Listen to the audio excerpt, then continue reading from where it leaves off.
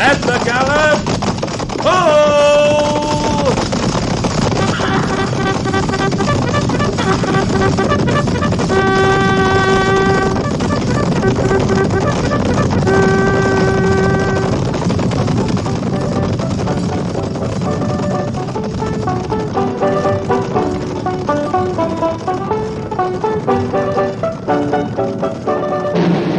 Fort Laramie.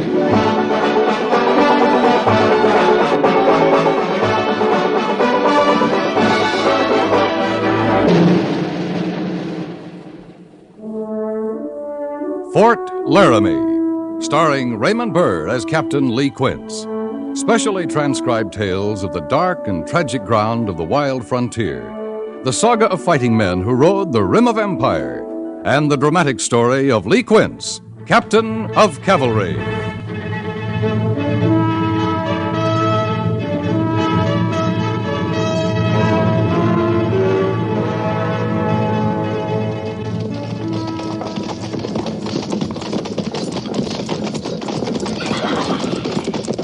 Patrol! Halt! Sergeant Gorse. Yes, sir. Dismiss the patrol. I've got to report to Major Daggett. Yes, sir. And see that their horses are babied right this time. Yes, sir. Roll. Bear dismount. Dismount. Captain Quince reporting, sir. I'm sorry, sir. I thought you'd be alone. That's all right, Captain. Oh, this is Major Barlow. Major? My pleasure, Captain. Well, how did your patrol fare? Routine, sir. No sign of trouble. Good. Oh, sit down, Quince. Thank you, sir. Major Barlow is here on orders from General Staff in Washington. He's surveying all the posts in our department. I have only a few days here, and then I'm going on to Fort Dodge. General Custer's command? Yes. I'm looking forward to that. Read hundreds of reports, and certainly that 7th Cavalry is doing the best job with the hostiles that can be done. You haven't surveyed them yet? Well, not personally, no. The record reads victory after victory. I wish we could say the same about the 2nd. Well, the circumstances are a little different, Major. They're waging open warfare from Fort Dodge. Here, we try to keep hostilities at a minimum, maintain peace.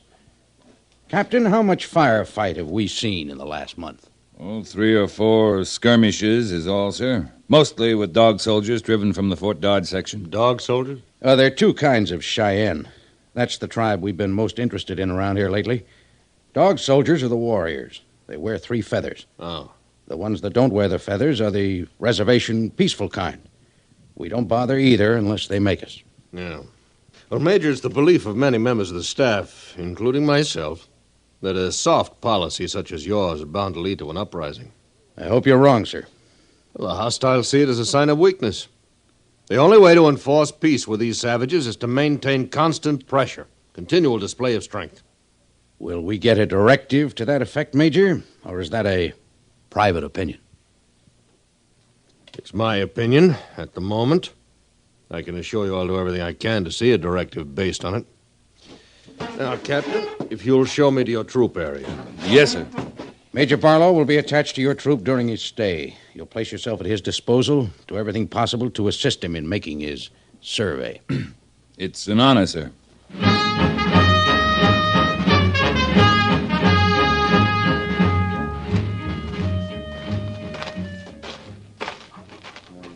First thing I want to do, Captain, is make a complete tour of the reservation camps. I want a first-hand look at the natives.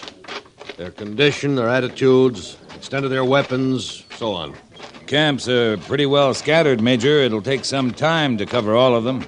These reservation people should be centralized so that they can be watched. They've lived in small village bands for hundreds of generations. They kind of need stretching They're room. prisoners of war, Captain. Prisoners of war live under imposed conditions, not their own. Yes, sir. Captain Quince. Yes, Sergeant. At ease. What is it? There's a man waiting for you in the orderly room, sir. Ben Coons. What does he want? He says his stepson was stole by the Cheyenne. What's that? We'll go in and find out. Thank you, Sergeant.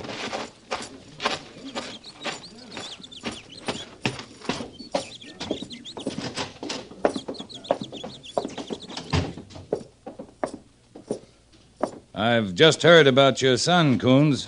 How'd it happen? How do I know? My place is only 5 miles outside of town, and he was gone when I got home last night. Look at this. Cheyenne scalping knife. It was stuck in my door.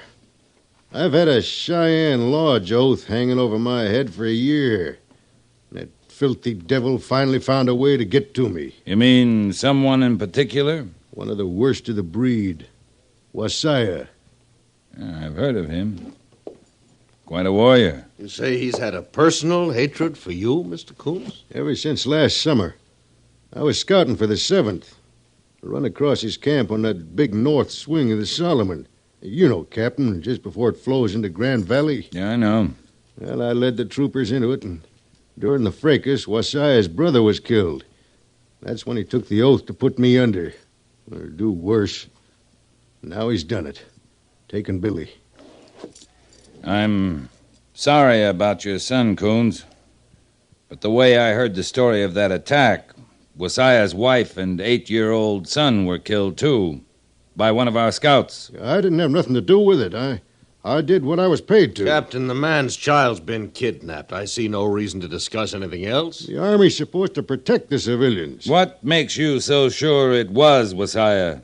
Well, he brought his band into the Laramie foothills 2 days ago. Put that and the knife and his oath together, and there's no place else to look. Where'd you hear he was in this part of the country? Your breed scout, Quanto, got wind of it. I should think you would have learned about it in your patrol, Captain. No, we were working in the other direction, Major. No. I heard this morning. Right away, I got the feeling about what happened, and I started looking for sign around my place. I found it right enough. A wash about a half-mile away. Tracks of 9 ponies headed south toward the hills. I want that Cheyenne dog brought in and hung up where I can see it. Sergeant Gorse? Yo. Go look up Quanto. He says there's a band of Cheyenne in the Laramie foothills. I want to talk to their head man. Find out where they are, pick out 10 good men for the patrol, including you. Yes, sir. You'll make provision for me to go with you, Captain. There won't be much in the way of provision, Major, but you're welcome, sir. Coons, you go tell your story to Major Daggett. As soon as I get word from him, we'll move out. All right, Captain. Oh, Coons. How old is your stepson? 9 years next month, if he's still alive. Same age Wasaya's son would have been. Well, if they're together, I don't think you have to worry about Billy being anything but alive and well. You got a lot to learn about Cheyenne, Captain. Maybe you could teach me. You want to come along? I'll go talk to the major.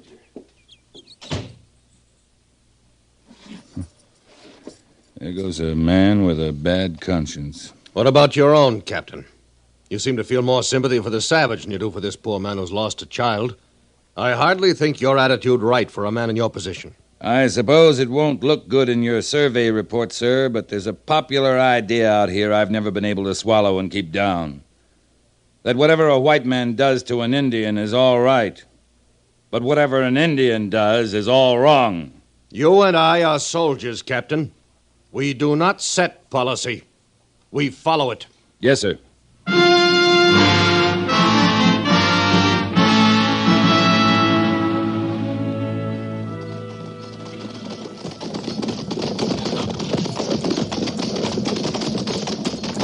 Fast water Quanto talked about's just around this bend, Captain. I know. I caught some beautiful trout in that stretch. That's where their camp's supposed to be. Hadn't you better order carbines at the ready? A show of preparedness, Captain? A little late for that, Major.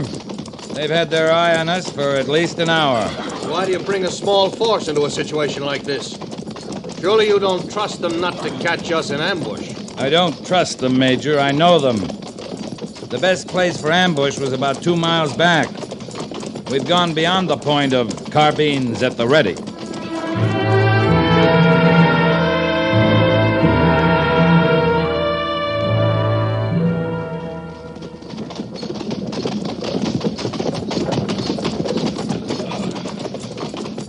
There you are, Major, up ahead, waiting for us. Those are dog soldiers. Some of the best mounted fighters in the world. We're well outnumbered, Captain. We always are. Now, they'll come in to meet us at full run and screaming like banshees. That's their way. They don't want you to know whether they mean to be friendly or to open your throat. If we had our carbines ready, their run wouldn't be exactly friendly. Patrol! Halt!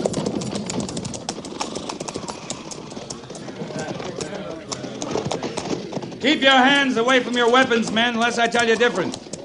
Stay relaxed the way you do on the parade ground when I want you to be alert. You should have ordered out your full troop, Captain. Captain, here they come. I see him, Gorse. Act like this happens every day, men.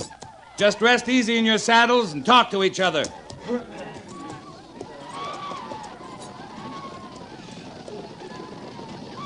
Captain, order carbines at the ready. That an order, Major? It's common sense. Show them we'll fight. Don't draw your pistol, Major. You'll spook them for sure, waving that thing around. They'd have opened up by now if they were going to.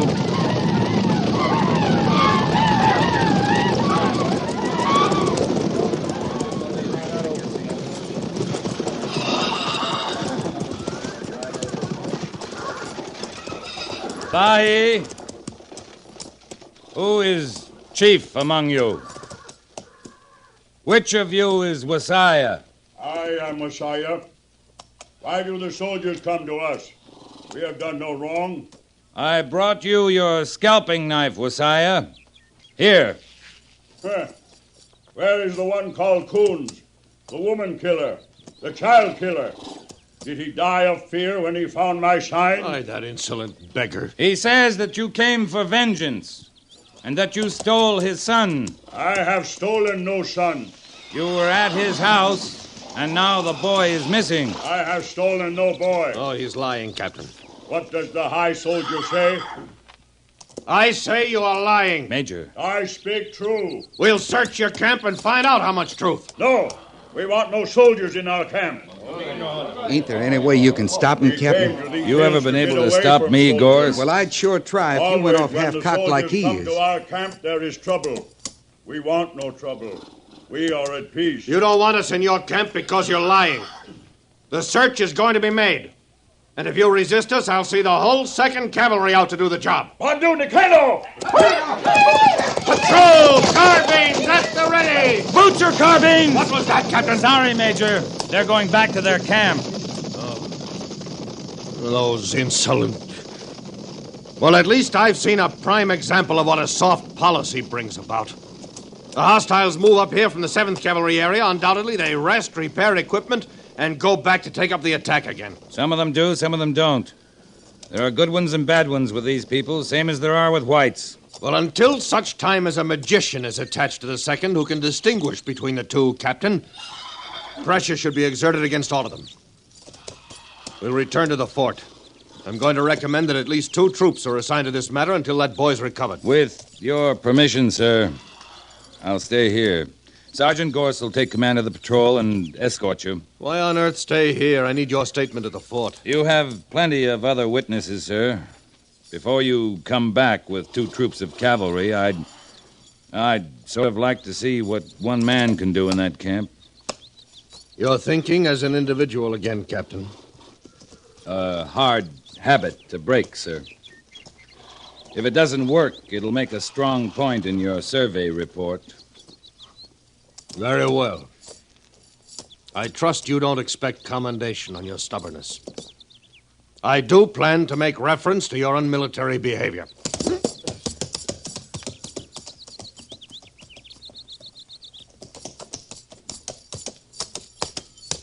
Be better if we could send old Brass Shoulders in alone. Watch your manners, Sergeant.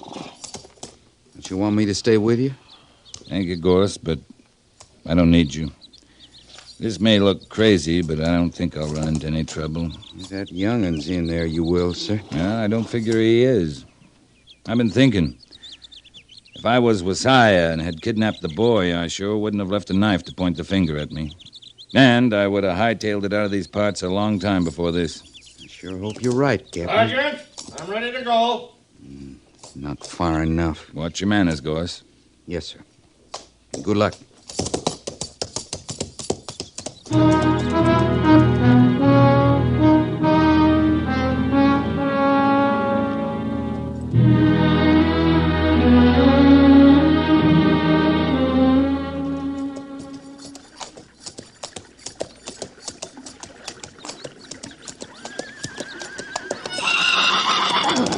Easy, easy.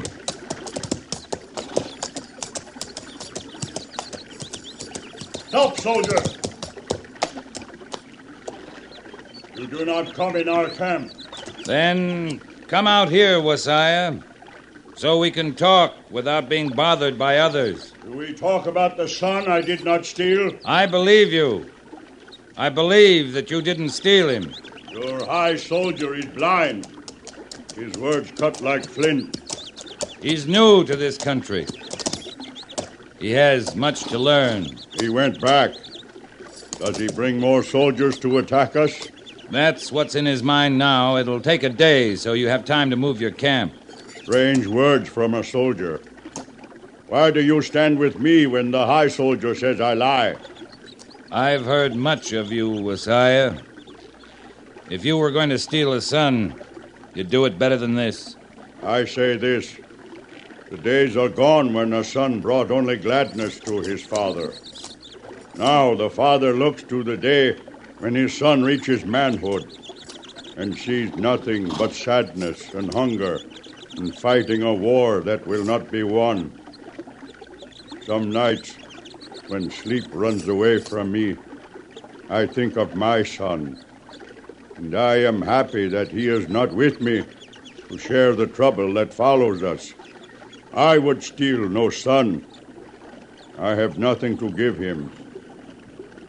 Do you truly want peace, Wasiah? A peace with honor, yes. We are tired of fighting and running. This is a small thing, a missing child, when you measure it against the bigness of the trouble that we're all in, all the tribes, all the army units. But it's a thing that could stir everything up again. Word from the major could go to Washington. His words from his mind. They'd be believed because no other words could go to say they were wrong. I'd like to stop it, Wasiah. Would you help me? How would a Cheyenne help a soldier? If you and I could find the boy and take him back, everyone would know that you were a man of honor and truth, and that you lead a peaceful band. Then the high soldier's word would be lies. You'd be right, and he'd be wrong. For that I would help. But how? Have any other new bands moved into this section that could have taken the boy? One Shoshone and one from my tribe. Could you find out if they have him? Yeah, Will you do it? I will. While you do that, I'll try and get a line on him. Will you meet me in the wash near Coon's place at sunrise tomorrow? Do you know what you asked me to do? To help the man who killed my son and my wife? I know, Wasiah. We meet at sunrise, soldier.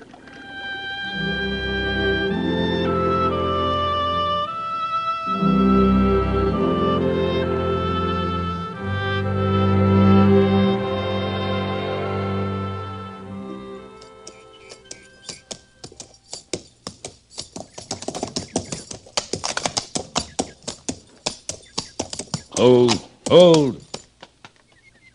I am here, soldier. You hide well. What did you learn? The boy is not with the Shoshones and not with the Cheyenne. Then we have another way to go. He has an uncle in the Rock River settlement. He's talked to some of his young friends about going to live with him. He told them the trail he'd take. If I put you on it, could you pick up his sign and follow it? I have followed older sign. We'll go then.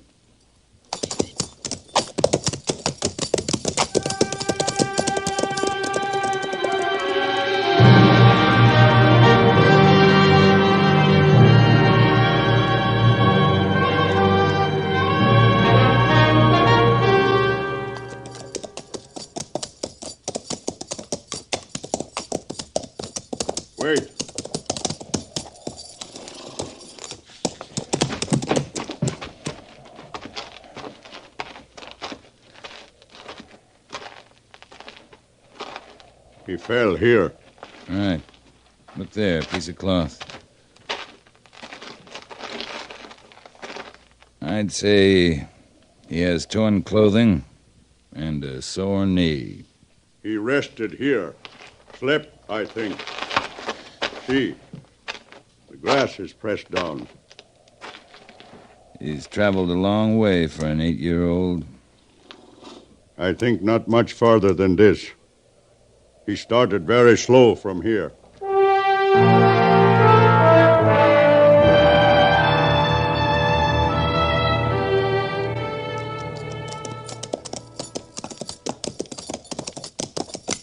There, soldier.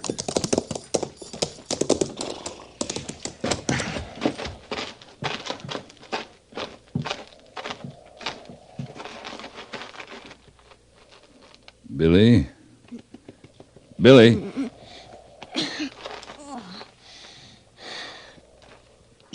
We're going to take you home. No, I won't go back. It's all right, Billy. Who's he? His name is Wasiah. He's a friend of mine. You are a good, strong boy to come this far. If I had a son, I would hope he would be so strong.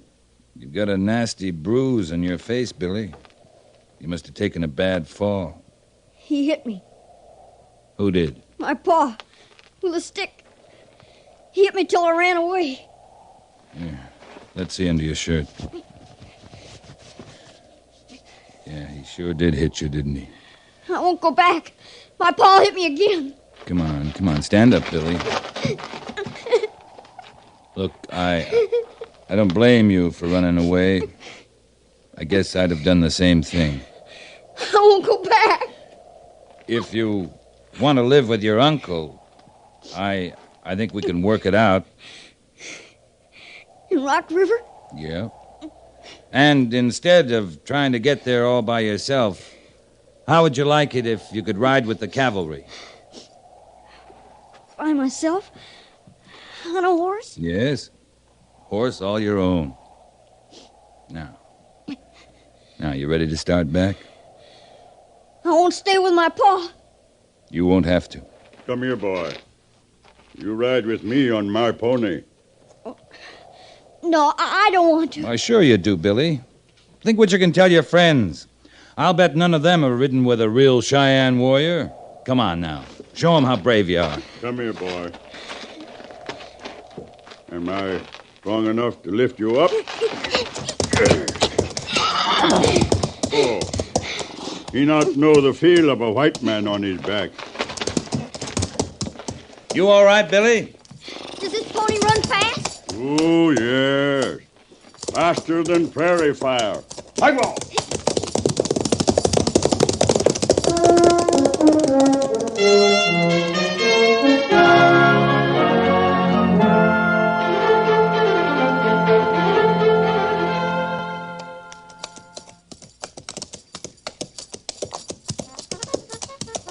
Wait, soldier. They're forming the two troops for the big search. I go no farther. I know how you feel because I felt the same way riding into your camp. But the major from Washington won't believe you had a part of this unless you ride in with me. You have my word that everything will be all right. I go on your word.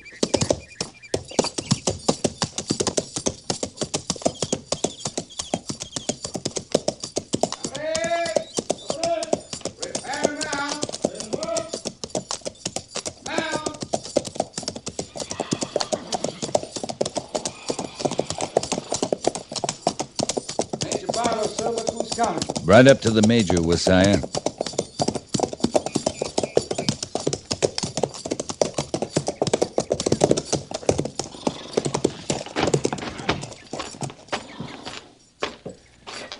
Captain Quince reporting, sir.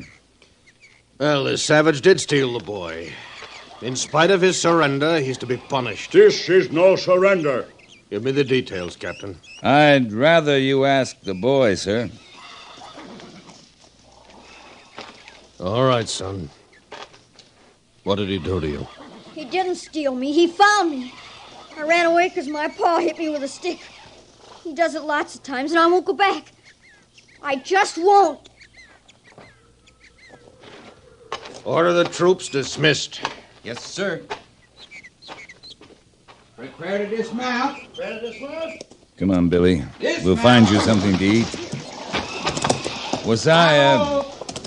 I'd stay out of the 7th Cavalry territory for a while. The high soldier is going to be moving that way. There is very far place where there are many antelope. I think my people are hungry for antelope. My thanks go with you.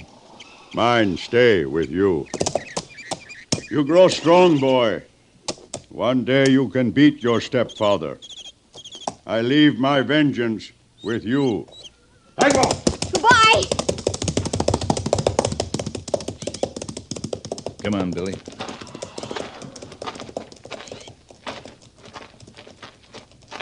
Captain? Yeah, Gorse? Old Ironside sure don't want to admit there's such a thing as a good Injun, does he? He's a better soldier than we are, Sergeant. What? He operates strictly from the book. Maybe in the next situation, the book will be right.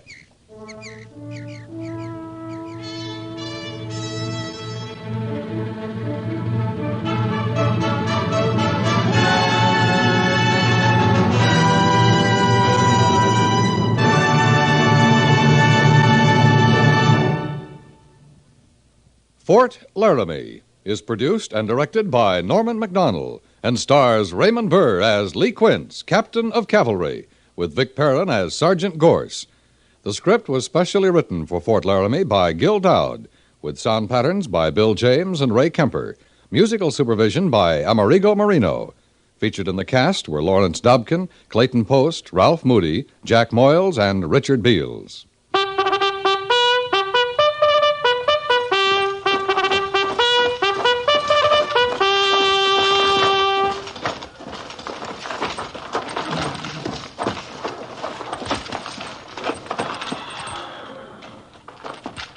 Company, tension! Dismiss.